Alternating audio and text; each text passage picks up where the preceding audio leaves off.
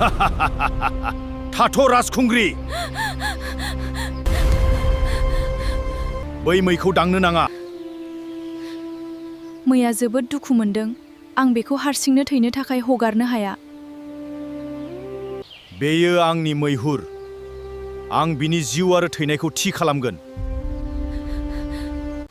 मासे सहास गैयै जिबखौ बुथारनाया साहसनि बाथ्रा नङा। बेयो अनागारि। आंनि बिथोनखौ मानियैनि बेसेनखौ नों मोनगोन। जुदि जिउ रैखा खालामनाया दाय, अब्ला आं बेखौ खनले खनले मावगोन। नों नोंनि साहसखौ जोबोद गोग्गादों। बेयो गोग्गानाय नङा, बेयो अननाय आरो सुबुं माहारि। जागोन दे, दा नों बे थिरांथानिफ्राय उनफिननांगोन। आं माब्लाबाबो सैथो आरो अननायखौ नागारनाय नङा।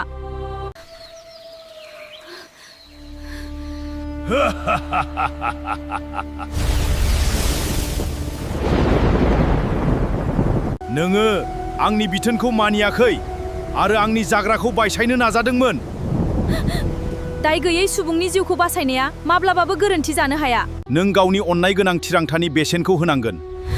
जुदि आंनि अननाया सासे जिउखौ रैखा खालामोब्ला आंहा जेबो साजा मोननायखौ गिनाय गैया। आं नोंनि बे साहसखौ नोंनि लोरबांथियाव सोलायगोन। जायखिजाया सावआ सैथो आरो अननायनि गोहोखौ खमायनो हाया। अब्ला आंनि बाथ्राखौ खोनासं राजखुंग्रि। दिनैनिफ्राय नोंनि मेगननि नोजोरा नोंनिफ्राय गोमाबाय।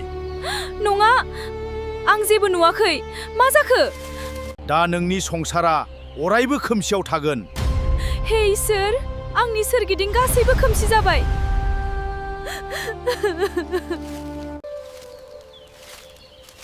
राजखुंग्रि, आं बेयावनो दं। गिनो नाङा, आं जेबो नुवाखै। सोरगिदिं खोमसि जाबाय। आंनि आखाइखौ हम राजखुंग्रि। आं नोंखौ रैखाथियै राजमहलसिम लानानै थांगोन। आंनि मेगननि नोजोरा थारैनो गैला नामा? गासैबो मोजां जागोन। आं सासे लोरबां मैनि जिउखौ रैखा खालामनो नाजागासिनो दंमोन। नों जेबो गोरोन्थि मावाखै। इसोरा नोंखौ थारैनो मदद खालामगोन। दा आं आफानि मोखांखौबो नायनो हानाय नंलिया। बिदि दाबुं राजखुंग्रि। मिजिंखौ माब्लाबाबो नागारनो नाङा।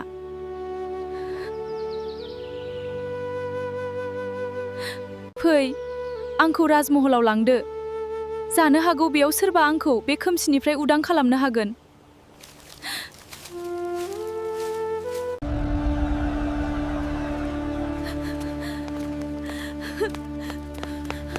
मृणाली, आंनि फिसाजो, नोंहा मा जाखो? आफा, आं दा जेबो नुवाखै। हा? बेयो माबोरै जाखो? नोंसोरनि सायाव सोर बे इनाय अयथासार खालामखो? आं हाग्रायाव सासे जादुखौ लोगो मोनदोंमोन। आं बिनि जोखोम जानाय मैखौ बासायनो नाजागासिनो दंमोन। बियो नोंखौ सावहोदों नामा? औ आफा, बियो बुंदोंमोन दि आंनि मेगननि नोजोरा अरायनि थाखाय गोमोरलांगोन। नङा, आंनि फिसाजोखौ बेबायदि थासारियाव नायबाय थानो हानाय नङा। आं रावनिबो जेबो खहा खालामाखै। आफा, बिदिब्ला आंजों मानो बिदि जाखो? जेब्लासिम आं थांनानै थागोन, आं नोंखौ मोजां खालामनो थाखाय गासै बुहुमखौनो नागिरगोन। रयेल डाक्टर, आंनि फिसाजोनि मेगना फैफिनगोन ना? महाराजा, आं बिखौ आंनि गासै गियान आरो रोंमोन्दांथिजों आनजाद नाय। बिदिब्ला जों मानि थाखाय नेगासिनो दं? थाबैनो फाहामथायखौ जागायदो।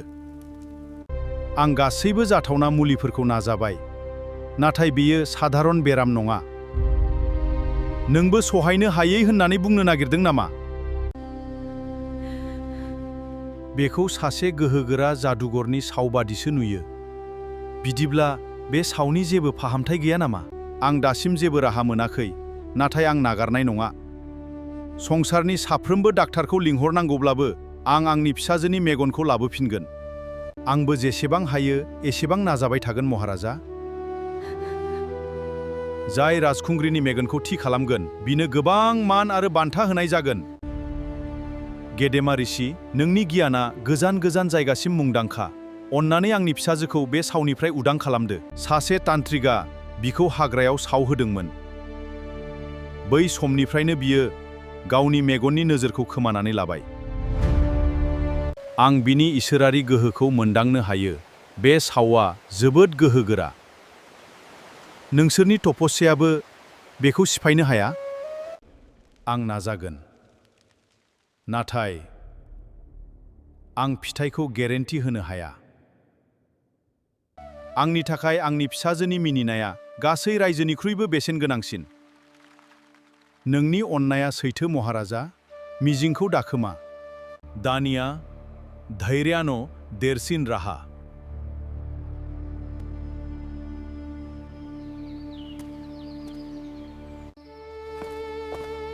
आइ, नों फुंनिफ्रायनो जेबो जाफिनाखै? आयै, दा आंखौ जेबो खुसि खालामाखै।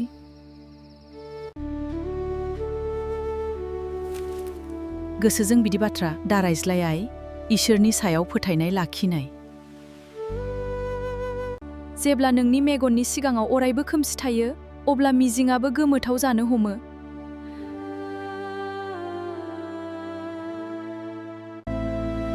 नों दाबो सिगांनि बायदि गिलु-बालु आइ। बे खोमसिया नोंनि साहसखौ फेजेननो हाया।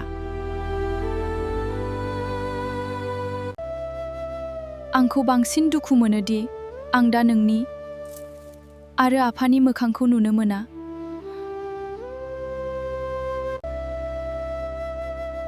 जोंनि मोखांखौ मोनदांनो नाङा, जोंनि अननायखौ मोनदां। बेयो अरायबो नोंजों थागोन आइ। थारैनो सानसे बे संसारखौ आं नुफिननो मोनगोन ना आयै? नंगौ फिसा, नों सानसे थारैनो नुफिनगोन।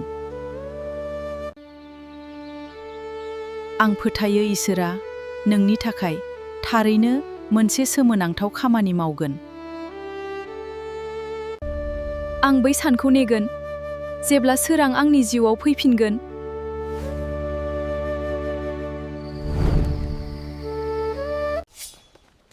राजकुमार आर्यवीर, आं चन्द्रपुरनिफ्राय माखासे जोबोद दुखुनि खौरां लानानै फैदों।